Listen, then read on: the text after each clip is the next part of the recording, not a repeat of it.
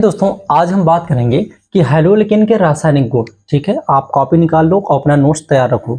ठीक है, देखो हेडिंग डालो हैलोलिकेन के रासायनिक गुण और उनमें से 3 चीज लिखना है। पहला है निराकरण अपक्रिया और दूसरा है धातुओं के साथ अपक्रिया और तीसरा है नाभिक रागी प्रतिस्थापन अपक्रिया। ठीक है, एक से एक सिस्टमेटिक तरीके से हम लोग चलेंगे। और एक चीज और है, अगर आप पुराना वीडियो नहीं देखे हैं जिसके इसके बारे में संपूर्ण डिस्कस करते चले आया हूँ कि हैलोलिकेन बनाने की विधियां सब कुछ डिस्कस हो चुका है, तो वो वीडियो मैं डिस्क्रिप्शन लिंक में डाल दूंगा, वो वीडियो आप जरूर देखना। ठीक है, और ये मान के चलो यहाँ से क्वेश्चन तो ज्यादा वेटेज बहुत ज्यादा रहता है एग्जाम में। ठीक है, तो हैलोलिकेन के रासायनिक गुण, पहला है निराकरण अपक्रिया। तो हम सबसे पहले निराकरण अपक्रिया ही देखेंगे। ठीक है, तो कॉपी में अपनी कॉपी और पेन निकाल लो और स्टार्ट हो जाओ। ठीक है, तो चलो देखो निराकरण अपक्रिया। निरा मतलब क्या होता है, अपने अंदर की चीजों से निकाल देना, लेकिन अपने अंदर से थोड़ी ना, वो केमिस्ट्री आप पढ़ रहे हो। तो निराकरण क्या होता है, कोई आपके पास यौगिक होता है और यौगिक में से कोई समूह निकाल देगा। कुछ भी कहने का मतलब, इसमें क्या निकालेगा, हाइड्रोजन, तो अपने अंदर से हाइड्रोजन को निकाल देगा या कोई समूह को निकाल देना और एक नया यौगिक बनाना, क्या कहलाता है, निराकरण अपक्रिया। फिर से देखो क्या लिखोगे, फिर से लिखो कि निराकरण अपक्रिया वो अपक्रियाएं होती हैं जो अपने अंदर से किसी समूह को निकालती हैं। जब अपने अंदर से कोई समूह को निकालेंगी तो एक नया यौगिक बन जाता है, उस यौगिक को कहते हैं निराकरण अपक्रिया। ठीक है, जैसे अच्छा, इस निराकरण अपक्रिया में सबसे पहले आपको समझना है कि अल्फा और बीटा कार्बन किसे कहते हैं। ठीक है, तो चलो देखो, जैसे मान लो CH3 CH2 CH2 और यहाँ पे है Cl। यहाँ मैं कह दूं CH3 CH, यहाँ पे Cl और यहाँ पे मैं आपसे कह दूं CH3। ध्यान से समझना, बहुत इजी है। हैलोजन के बगल वाला, हैलोजन के बगल वाला कार्बन, हैलोजन के बगल वाला कार्बन या वो कार्बन जिसके पास हैलोजन जुड़ा हुआ है, तो ये कार्बन ऐसा है जिसके पास में हैलोजन जुड़ा है, ये कार्बन ऐसा है जिसके पास में हैलोजन जुड़ा है। तो जिसके पास में हैलोजन जुड़ा है उस कार्बन को अल्फा कहते हैं, उस कार्बन को क्या कहते हैं, अल्फा। कोई दिक्कत नहीं है। बाकी जितने भी कार्बन है ना, इन सबको बीटा बीटा कहते हैं। यहां मैथ नहीं पढ़ने की अल्फा बीटा गामा होता है, यहाँ पे केवल दो ये चीज होता है, अल्फा और बीटा। हाइड्रोजन के बगल वाला कार्बन अल्फा होता है, बाकी कार्बन क्या होंगे, बीटा बीटा। हाइड्रोजन के बगल वाला कार्बन अल्फा, बाकी सब क्या होंगे, बीटा बीटा। ठीक है, अच्छा देखो, अपने अंदर से कोई चीज क्यों निकालेगा, जब ज्यादा हो जाएगा, तो इसका मतलब साफ है कि याद रखना, हमेशा जो हाइड्रोजन आप निकालोगे, हाइड्रोजन हमेशा बीटा एलिमेंट से निकाला जाता है, बीटा कार्बन से। हाइड्रोजन हमेशा कहां से निकलता है, बीटा कार्बन से। जैसे चलो रिएक्शन सीखते हैं। रिएक्शन जैसे मान लो CH3 है, CH2 और यहाँ पे है Cl। ठीक है, और इसकी क्रिया आपके OH से करा दो, एल्कोहलिक है ना।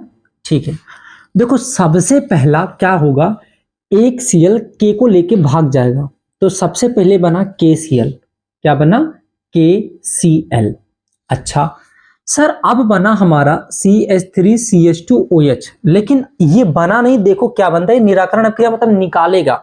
अब देखो सर, ये अल्फा है और ये बीटा है, ये अल्फा है और ये क्या है बाबू, ये बीटा है। कोई दिक्कत है नहीं है।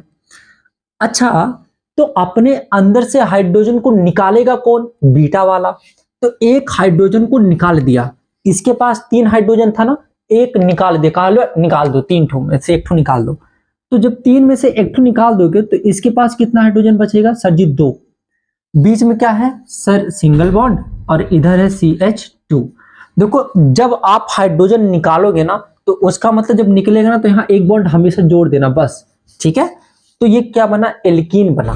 क्या बना, एल्कीन, नमकीन नहीं, एल्कीन। ठीक है, दूसरा सर फिर से बताइए, जैसे मान लो CH3 और यहाँ पे है CH2 और यहाँ पे है CH2 और यहाँ पे है Cl।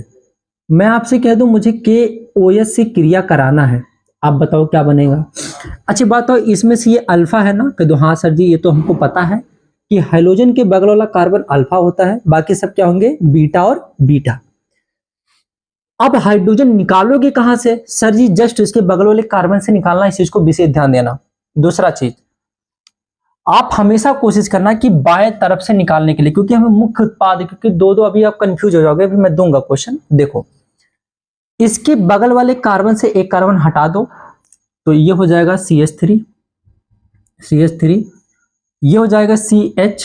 क्यों? क्योंकि सर हमने एक हाइड्रोजन निकाल दिया और यहाँ पे है सिंगल बॉन्ड, ये है CH2। ठीक है, अब देखो बैलेंस हुआ नहीं, एक हाइड्रोजन निकाल देगा ना, एक हाइड्रोजन जब निकालेगा ना तो यहाँ पे हो जाएगा डबल बॉन्ड। ठीक है, एक हाइड्रोजन जैसे निकालेगा तैसे यहाँ पे क्या हो जाएगा, डबल बॉन्ड, ये हो जाएगा डबल बॉन्ड। ठीक, तभी तो बैलेंस होगा, बहुत अच्छी बात। और यहाँ पे क्या बना, KCl। अच्छा फिर से समझो, देखो एक हाइड्रोजन निकालोगे ना, जहां से निकलता है वहीं डबल बॉन्ड आता है, जहां से हाइड्रोजन निकलेगा, यहां से हाइड्रोजन निकला तो डबल बॉन्ड आ गया। ठीक है, अब आप कहोगे सर जी हाइड्रोजन तो हमको ज्यादा यहाँ है, अरे ठीक है, लेकिन फिर से सुनो, अल्फा के बगल वाले बीटा, जो अल्फा के बगल वाला कार्बन है ना, अल्फा के बगल वाला, वही से हाइड्रोजन निकाला जाता है, तो यहां मत निकालना। सर जी फिर से, जैसे मान लो CH3 है और CH2, यहाँ पे मैं आपसे कह दूं CH, मान लो यहाँ पे है Cl और यहाँ पे है CH2। ठीक है, मैं आपसे कह दूं कि KOH से मुझे रिएक्शन करके बता दो, तो सबसे पहले K किसको लेके भागेगा, Cl को, तो यहाँ पे क्या हो जाएगा, KCl। अब ध्यान से सुनो, अल्फा के हाइड्रोजन के बगल वाला कार्बन अल्फा होता है, बाकी ये सब क्या होंगे, बीटा, और ये सब क्या होंगे, बीटा और बीटा। अब आप कंफ्यूज, सर जी यहां से निकालें कि यहां से निकालें? अभी तक आप बता रहे थे कि अल्फा के बगल वाला बीटा होता है और बीटा से हाइड्रोजन निकाल देना, लेकिन अब तो यहाँ ट्विस्ट ये है कि बीटा यहाँ भी है और बीटा यहाँ भी है, और ट्विस्ट ये है कि अल्फा से दोनों बीटा सटे हुए हैं, और आप निकालोगे कैसे? देखो आप इसमें से भी निकाल सकते हो या फिर आप इसमें से भी निकाल सकते हो, लेकिन फर्स्ट प्रायोरिटी जब आप दाएं तरफ से निकालोगे ना तो निम्न उत्पाद होता है, मतलब कम मिलेगा, लेकिन जब आप इधर से निकालोगे ना हमेशा लेफ्ट वाले को, तो उसे कहते हैं मुख्य उत्पाद। ठीक है, तो हमेशा निकालना इधर उसे, तो एक हाइड्रोजन निकाल दो, तो ये रहा CH3 और यहाँ पे है CH। क्यों? क्योंकि सर दो हाइड्रोजन था, एक हाइड्रोजन निकाल दिया, तो जैसे एक हाइड्रोजन निकाला गया तैसे क्या आ जाएगा, डबल बॉन्ड, और ये है CH, ये क्या है CH, और इधर है CH2। यहां तक कोई दिक्कत है? नहीं है, CH2 KCl, कोई दिक्कत नहीं। तो एक होमवर्क आपके लिए है, दो होमवर्क मैं आपको दे रहा हूं, उसको आप बनाओ। जैसे CH3 और CH, यहाँ पे है Cl और यहाँ पे है CH3। आपसे क्रिया कराना है, आपसे नहीं, आपको रिएक्शन कराना है KOH से, और आपको बताना है कि क्या बनेगा। दूसरा मैं आपसे कह दूं CH3 है, CH2 और यहाँ पे है CH और यहाँ पे है Br और प्लस नहीं single bond CH2 plus KOH से आपको रिएक्शन कराना है और बताना है कि क्या बनेगा धातुओं के साथ। देखो धातुओं के साथ में जब अपक्रिया कराया गया तो भाई साहब आ गए वुर्जब क्रिया, बहुत ही इंपॉर्टेंट है ये वुर्जब क्रिया। ठीक है, ये क्या है, वुर्ज अपक्रिया, ये है वुर्ज अपक्रिया, बहुत इंपॉर्टेंट है, वेरी वेरी इंपॉर्टेंट है। ठीक है, तो ये है वुर्ज अपक्रिया। ये भाई साहब क्या बोले कि ऐसा करो, आप जो हाइड्रोजन ले रहे हो ना, हाइड्रोलिकेन जब आप लोगे भैया तो ऐसा करना, 2 मोल ले लेना, एक इधर ले लेना और एक इधर ले लेना, Cl और CH3। देखोगे गौर से ना तो यही चीज है ना। इसी फार्मूले को अगर उल्टा कर दूं तो कोनो फर्क नहीं पड़ता है। जैसे ये मार्कर है ना, ऐसे लिख रहा हूं, अगर ऐसे लिखूंगा तो ये मार्कर से डेस्टर हो जाएगा, नहीं ना। तो CH3 Cl को ऐसे भी लिखा जाता है, Cl और CH3। तो वुर्ज प्रिया ने कहा कि हमको तो धातु लेना है। धातु किसे कहते हैं, जिसको अंतिम में यम आ जाए, जैसे सोडियम इन्होंने लिया था, क्या लिया, सोडियम। इन्होंने कहा कि हेलोलिकेन का 2 यौगिक ले लो, एक इधर ले लो और एक इधर ले लो, और भाई साहब यहाँ कितने क्लोरीन है, 2, तो इसको बैलेंस करने के लिए ना आप 2 सोडियम ले लेना, बस सिंपल कहानी। और ये देखो सोडियम लेके भाग गया, किसको लेके भागेगा, ये Cl को। अब आपको बन गया, ये बना CH3, पहले क्या बनेगा, NaCl। देखो 2Na क्या बनेगा, 2NaCl। ठीक है, ये CH3 और इधर CH3, ये हो जाएगा CH3 और ये हो जाएगा CH3। यहाँ पे कोई दिक्कत हुआ? जब आपके ये बन के तैयार हुआ ना, देखो सिंगल बॉन्ड तो ये क्या बना, एल्केन। जब ये बना तो ये नमी आ गया, नमी मतलब जानते हो पसीज गया। अब उस नमी से बचाने के लिए वुड्स अपक्रिया ने एक उत्प्रेरक यूज किया जिसका नाम था शुष्क ईथर। क्या यूज किया? शुष्क ईथर। अब आप नोट में लिखोगे, नोट में, कि वुड्स अपक्रिया में नमी से बचाने के लिए क्या यूज करते हैं, क्या यूज करते हैं? शुष्क ईथर। या फिर लिख लेना शुष्क ईथर नमी से बचाता है, नमी से बचाने के लिए हम शुष्क ईथर का यूज करते हैं।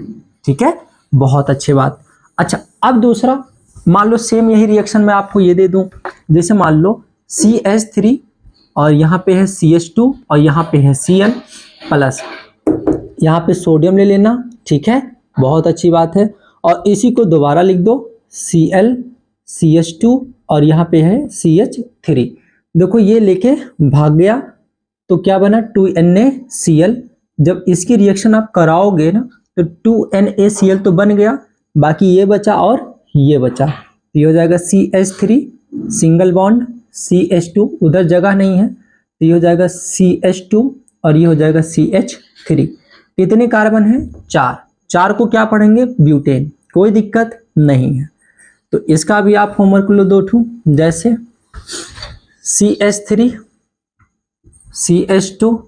हाँ, एक चीज और लिखो, नोट करके, नोट करके और लिखो। सर आप बहुत नोट करवाते हैं। हाँ ठीक है, देखो नोट में लिखो कि वुड्स अपक्रिया केवल सम संख्या का कार्बन यौगिक बनाता है, सम संख्या का कार्बन यौगिक बनाता है। सर जी ये कैसे? सम संख्या क्या होगा? जैसे अभी आप गिने थे ना, जैसे CH3 Cl और यही एक और ले लो Cl और CH3 और इसकी क्रिया आप 2Na से कर दो। तो जब आप क्रिया इनकी कर दोगे ना तो क्या बना? सर बना शुष्क ईथर लेना है। शुष्क ईथर क्यों लेते हैं? सर जी नमी से बचाने के लिए। सबसे पहले देखो CH3 आ गया, ये हो जाएगा CH3 और CH3 और यहाँ पे क्या बन गया? देखो 2 क्लोरीन है और 2 सोडियम है, इसलिए इसको लिखा जाता है 2NaCl। अब ध्यान से सुनो, इसको आप काउंट करो कितने कार्बन है? 1 और 2। तो 2 सम है कि विषम? सर सम है। सम किसे कहते हैं? जो 2 के पहाड़े में आता है। ठीक है, तो आपको मैं एक चीज और देता हूं, उसको लिखो CH3 CH2 और यहाँ पे है Cl। 2 सोडियम 2Na से क्रिया कराना है, Cl CH2 और CH3। ये रिएक्शन आपको करना है, यहाँ शुष्क ईथर लेना है। पहले आप मुझे ये बताओ, क्या ये सम संख्या का कार्बन यौगिक बनाएगा? बिल्कुल बनाएगा। कैसे? क्योंकि सर जी जब आप बनाएंगे ना तो 1 2 3 4 5 6, तो 6 कार्बन क्या है? सम संख्या का। ठीक है, तो ये आप बताओगे। ठीक है, बहुत अच्छे। अब जब ये रिएक्शन हुआ ना तो धातुओं के साथ एक और आ गए, तो किसी ने कहा यार धातु तो मैग्नीशियम भी है, चलो अब मैग्नीशियम के साथ क्रिया कराते हैं, देखो क्या क्या बनता है। वुड्स अपक्रिया ने नहीं कहा, कोई अलग आए, उन्होंने कहा मैग्नीशियम धातु के साथ क्रिया कराओ तो क्या बनता है? ग्रिग्नार्ड साहब थे, एक वैज्ञानिक है। वुड्स अपक्रिया के बाद कौन आए? ग्रिग्नार्ड। इनका नाम देख लो कितना खतरनाक है, ग्रिग्नार्ड। ये भाई साहब आते हैं और बहुत इतना बढ़िया काम किए ये कि हर एक चैप्टर में आपको ये मिलेंगे, तो इसकी मैकेनिज्म हम इसी में सीख लेते हैं। चलो इधर देखो, इन्होंने कहा ऐसा करो यार, जैसे CH3 है ना, कोई हैलोजन ले लो, हैलो यौगिक हैलो एल्केन, और इसकी क्रिया ना अगर आप मैग्नीशियम से करा दो, तो इसकी क्रिया करा दो मैग्नीशियम के साथ। इन्होंने भी शुष्क ईथर लिया क्योंकि नमी पा गया था, नमी, और नमी से बचाने के लिए क्या यूज करेंगे? शुष्क ईथर। तो ग्रिग्नार्ड अभिकर्मक बोले यार ये ले लो, मैग्नीशियम ले लो, तो देखो क्या बनता है। तो ये बनेगा CH3, मैग्नीशियम बीच के पहले आ जाता है, पहले बीचों बीच में आ जाएगा, और जो हमारा क्लोरीन है ना, जो हैलोजन एलिमेंट है, वो बाहर आ गया, पीछे चला जाता है। इस फॉर्म को कहते हैं ग्रिग्नार्ड अभिकर्मक। क्या कहते हैं? ग्रिग्नार्ड अभिकर्मक। इस कार्बन के जगह पे ना आप कितनों लंबी चैन ले सकते हो, कितनी लंबी कार्बन ले सकते हो, चाहे एल्किल ले लो चाहे एरिल ले लो। तो ये इसीलिए हम इसको यहां लिखेंगे R के बगल में क्या होता है? Mg। सर जी हाइड्रोजन कुछ भी हो सकता है, आयोडीन फ्लोरीन क्लोरीन, तो यहां पे हम लेंगे X। तो RMgX को कहते हैं ग्रिनार्ड अभिकर्मक। कहीं पे अगर RMgX दिख जाना तो ये फार्मूला होता है ग्रिनार्ड अभिकर्मक का, RMgX RMgX RMgX। अच्छा सर जी, सही में? हाँ देखो, जैसे मान लो CH3 और CH2 और यहाँ पे है Cl। अगर मैं आपसे कह दूं मुझे मैग्नीशियम से क्रिया कराना है, किससे कराना है? मैग्नीशियम से क्रिया कराना है, तो अच्छी बात है सर जी, तो क्या करें? अच्छा, ग्रिनार्ड अभिकर्मक क्या फार्मूला होता है? RMgX। देखो सर, ये R की वैल्यू है, जितने भी कार्बन रहते हैं किसकी वैल्यू है? R की वैल्यू। ये हो जाएगा CH3। ग्रिनार्ड अभिकर्मक का कहीं पे मैग्नीशियम आ जाना, कहीं पे अगर मैग्नीशियम आ जाए तो इसका मतलब ये फार्मूला बनाएगा RMgX। R की वैल्यू है CH3 और CH2। उसके बाद क्या आता है? Mg आता है, और Mg के बाद क्या आता है? X, और X की वैल्यू क्या है? Cl। इसका पूरा नाम क्या होगा? ग्रिनार्ड अभिकर्मक। ग्रिनार्ड अभिकर्मक। बहुत अच्छी बात है, बहुत ही अच्छी बात है। चलो अच्छा, दूसरा। अच्छा, मैं आपसे कह दूं कि बाबू बेटा ये बताओ, CH3 और यहाँ पे है CH2 और यहाँ पे है CH2 और यहाँ पे है Cl, ठीक है? तो हाँ सर जी, तो बहुत ही आसान है ना? कितना आसान है ना? बहुत अच्छी बात। क्या लिया? शुष्क ईथर। काहे लिया? क्योंकि जो ग्रिनार्ड अभिकर्मक बना ना, उसमें भी नमी आ गया, और नमी से बचाने के लिए क्या यूज करते हैं? शुष्क ईथर। ईथर, ठीक है, बहुत अच्छी बात है। अब देखो ये किसकी वैल्यू है? गुरुजी, ये तो R का वैल्यू है। बहुत अच्छी बात, बहुत सही। तो R की वैल्यू क्या है? CH3 CH2 CH2, ये हो जाएगा CH2, ये हो जाएगा CH2। फिर उसके बाद क्या आएगा? Mg आएगा। बहुत अच्छे, बहुत बढ़िया, शाबाश। फिर क्या आता है? X, और X की वैल्यू क्या है? Cl। अले सर जी आ गया हमको। और इसे क्या कहते हैं? ग्रिनार्ड अभिकर्मक कहते हैं। कोई दिक्कत है? नहीं है। बहुत अच्छी बात। अच्छा, एक होमवर्क आप करके दिखाना, CH3 CH2 CH2 और CH2 और यहाँ पे है Cl, और मैग्नीशियम के साथ क्रिया करा देना, शुष्क ईथर ले लेना और मुझे बता देना कि क्या बनेगा। क्या बनेगा? ग्रिनार्ड अभिकर्मक। बहुत अच्छी बात है, बहुत। आपको देखो आ गया ना? ईमानदारी बताओ, आ गया कि नहीं? सर जी हमको आ गया, ठीक है। अब देखो जो ग्रिनार्ड अभिकर्मक था ना, RMgX, RMgX। अब इसकी मैकेनिज्म सीखते हैं कि आप ग्रिनार्ड अभिकर्मक से क्या क्या बना सकते हो, ठीक है? तो चलो इसकी हम मैकेनिज्म एक सीखते हैं। सबसे पहले कि देखो आपके पास R है और Mg है और X है, ठीक है? देखो मैग्नीशियम का एटॉमिक नंबर कितना होता है जी? मैग्नीशियम का एटॉमिक नंबर कितना होता है? 12, 2,8,2, यही होता है ना? अब हर एक लोग मरते किसके लिए हैं? अरे हम लोग की बात नहीं कर रहे हैं, एटम की बात कर रहे हैं, ठीक है? जब आप परमाणु की बात करोगे तो परमाणु किसके लिए मरते हैं? ये हमेशा अष्टक के लिए मरते हैं। कुल मिले चाहते हैं कि हमारा 8 पूरा हो जाए। अब इसके पास अंतिम कोष में बेचारा 2 है। अब ये कहेगा कोई 6 मुझे दे दो, तो कोई 6 दे, ये कहेगा यार 6 लेने में भलाई है कि 2 जाने में भलाई है, क्योंकि ज्यादा बल लगेगा 6 को बुलाने में, तो ये 2 दे देता है। यही रीजन है, इस पर 2 प्लस होता है, ठीक है? कोई दिक्कत है? नहीं है। अब देखो ध्यान से, आप RMgX में ना जल डाल दो, जो आपके पास ग्रिनार्ड अभिकर्मक है ना, ऐसे ले लो और उसमें जल डाल दो। देखो क्या क्या बनाता है। देखो सबसे पहले मैग्नीशियम निकलता है। सबसे पहले क्या निकलेगा? मैग्नीशियम। अच्छा बाबू, तो मैग्नीशियम पर +2 होता है ना, +2 होता है ना, और हर एक चीज को बैलेंस करना है।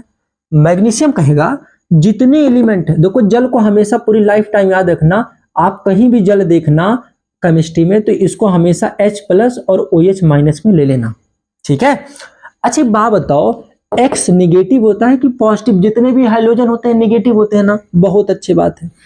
मैग्नीशियम की प्रॉपर्टी कितनी गजब होती है, देखो क्या सोच के बनाया होगा ससुरा, कि मैग्नीशियम ले लेंगे तो जहां जहां माइनस देगा ना उड़ा ले जाएगा। देखो कैसे, इस पर +2 होता है, और इस +2 को बैलेंस करने के लिए एक ठो माइनस ले लिया, X ले लिया माइनस, और एक ठो OH ले लिया माइनस, OH माइनस ले लिया। एक माइनस, कितने माइनस हो गए? 2। 2 माइनस 2 प्लस मिलके 0, इसलिए बैलेंस हो गया। अरे सर जी यही था क्या? हाँ यही था। अब देखो, अब आपके पास बचा सर जी R। देखो ये जा चुका है, ये जा चुका है, ये जा चुका है, H बचा केवल, तो ये हमारा बना H। कोई दिक्कत है? नहीं। और ये सर जी कैसे करते, फिर से नहीं समझ में आया सर। देखो कैसे, जैसे मान लो CH3 है और आपके पास Mg है और X है। X मतलब क्लोरीन ले लो, चाहे फ्लोरीन ब्रोमीन कुछ भी ले सकते हो, ठीक है। अब किसके, जल ले लो, जल के साथ क्रिया मतलब H प्लस और OH माइनस। अच्छा सबसे पहले जब आप रिएक्शन कराओगे ना, तो देखो मैग्नीशियम सबसे पहले किस किस को लेके भागेगा, देखो माइनस माइनस जहां जहां देखेगा उसको लेके भाग जाएगा। क्लोरीन माइनस होता है कि प्लस, सर माइनस होता है, और ये भी माइनस होता है, इसलिए हो जाएगा Cl और ये हो जाएगा OH। आपके पास बचा, देखो ये निकल चुका, ये निकल चुका, ये निकल चुका, बचा क्या, CH3 और क्या बचा H। लेकिन आप जानते हो इसको शून्य लिखा जाता है, कितने हाइड्रोजन, 4, इसीलिए इसको हम ऐसे लिखते हैं CH4, मीथेन बना दिया। अरे वाह क्या गजब चीज बना है, बना लोगे ना? हाँ सर बना लेंगे, लेकिन आप अगर 2 ठो होमवर्क दे दें तब और अच्छा लगेगा। जैसे मैं आपसे कह दूं CH3 CH2 CH2 Mg, नहीं, हाँ यहाँ पे मैं कह दूं Br, ठीक है, और आपसे मैंने कहा कि इसका जल क्रिया करा दो, ये यहाँ पे ग्रिनाड अपकर्मक है ना Mg Br, और आपसे जल ले लो और इसकी क्रिया करा दो, मुझे बता दो कि क्या बनाएगा, बना ले जाओगे ना, बहुत अच्छी बात है।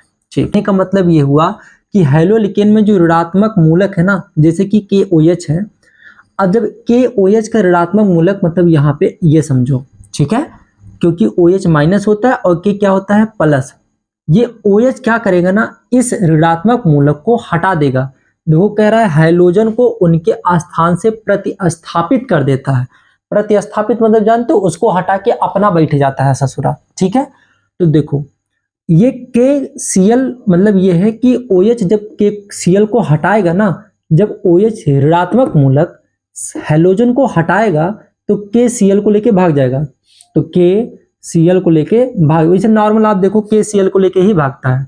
अब OH जाके यहाँ पे बैठ गया, ये हो जाएगा CH3 और CH2 और यह है OH, इसका नाम क्या है, एथेनॉल, ठीक है। फिर से समझो, ऋणात्मक मूलक क्लोरीन को उठा के भगा देगा और अपना जाके बैठ जाएगा, तो OH माइनस यहाँ जाके बैठ गया।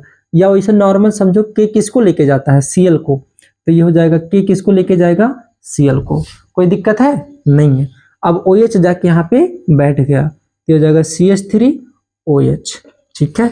ये आप बनाओगे CH3 CH2 CH2 और यहाँ है Cl और आपको लेना है KOH, बना ले जाओगे ना सर जी, KCl को लेके भाग जाएगा, OH जाके यहाँ पे बैठ जाएगा, ठीक है। अब देखो, अब एक बहुत ज्यादा इंपॉर्टेंट हो जाता है, जैसे अगर मैंने आपसे कह दिया क्वेश्चन, जैसे मान लो क्वेश्चन ये है CH3 CH2 यहाँ है Cl और आपसे क्रिया कहते हैं KCN से क्रिया कराने के लिए, पोटेशियम साइनाइड। तो सबसे पहले ना Cl किसको लेके जाएगा, K को, तो सर ये K बन गया K और Cl बन गया, बचा क्या CN, तो ये है CH3 और CH2 और यहाँ है CN। मान लो एग्जाम में ऐसा आ जाए तो K किसको लेके जाता है, Cl को, और CN जाके बैठ गया, तो ये हो गया CN। तो इसका नाम पहले बताओ कितने कार्बन, सर 2, और ये क्या है, साइनाइड, तो इसे कहते हैं एथिल साइनाइड, इसका नाम क्या हो जाएगा, एथिल साइनाइड, एथिल साइनाइड। कोई दिक्कत नहीं है सर। अब देखो जैसे अगर मैं आपसे कह दूं CH3 Cl और यहाँ पे मैं आपसे कह दूं KCN से क्रिया कराना है, तब कह दूं सर जी K किसको लेके भागता है, Cl को, तो ये बन गया CH3CN, इसका नाम क्या हो जाएगा, मेथिल साइनाइड, ठीक है। लेकिन सर कभी कभी ना क्वेश्चन देखो एनसीईआरटी आपसे पूछेगी क्या, देखो CH3 CH2 हटाओ, अगर हम KCN के दर पे हम AgCN ले लें, क्या ले लें, AgCN, सिल्वर साइनाइड, तो सिल्वर साइनाइड और KCN में कुछ डिफरेंस है, ध्यान से सुनना। KCN होता है आयनिक, आयनिक किसे कहते हैं, जो प्लस माइनस में टूट जाए, और AgCN क्या होता है, ये होता है सहसंयोजक यौगिक, सहसंयोजक यौगिक। इसमें एक खासियत है ना कि जब AgCN से क्रिया कराएगा तो CN नहीं जुड़ता, यहां जुड़ता है NC, क्योंकि N मुक्त होता है, इसके इलेक्ट्रॉन क्या होते हैं, मुक्त, इसलिए CN नहीं NC जुड़ता है। और जहां NC आ जाना इसे कहते हैं आइसोसाइनाइड। जैसे कहने का तात्पर्य मेरा यह हुआ बालक, जैसे ये रहा CH3 और यहाँ पे मैं आपसे कह दूं CH2 और यहाँ है Cl, अगर मैं इसी को AgCN से क्रिया करा दूं, Ag मतलब अबेगदा नहीं, AgCN मतलब होता है सिल्वर, ठीक है। तो देखो AgCl लेके भाग गया है ना, तो A बन गया AgCl सिल्वर क्लोराइड। लेकिन ये CN जब यहां जुड़ेगा ना तो ये हो जाएगा CH3, ये हो जाएगा CH2। अगर ये CN Ag के साथ है ना तो यहाँ NC होता है और इसका नाम एथिल आइसोसाइनाइड, एथिल आइसोसाइनाइड। और one of the most important यहाँ से क्वेश्चन ये पूछेगा, क्वेश्चन आया हुआ है कि KCN से क्रिया कराते हैं तो साइनाइड बनाता है एल्किल साइनाइड, और AgCN से क्रिया कराते हैं तो एल्किल आइसोसाइनाइड बनाता है, क्यों? तब आप लिखना कि KCN एक आयनिक है, आयनिक यौगिक जो प्लस माइनस में टूट जाता है, जिसके कारण ये एल्किल साइनाइड बनाता है। और AgCN एक सहसंयोजक यौगिक है जिसके कारण यह आइसोसाइनाइड बनाता है। यहां तक कोई दिक्कत है नहीं। तो वीडियो बहुत बड़ा हो जाएगा ना, तो बस मैं इसी पे ब्रेक मारता हूं। और दूसरी चीज ये कि मैं इसकी फिजिकल प्रॉपर्टी लेकर आऊंगा, मतलब इसके भौतिक गुण, और दूसरा है कि हेलो एरिन के रासायनिक गुण। उसके बाद ये चैप्टर मेरा संपूर्ण रूप से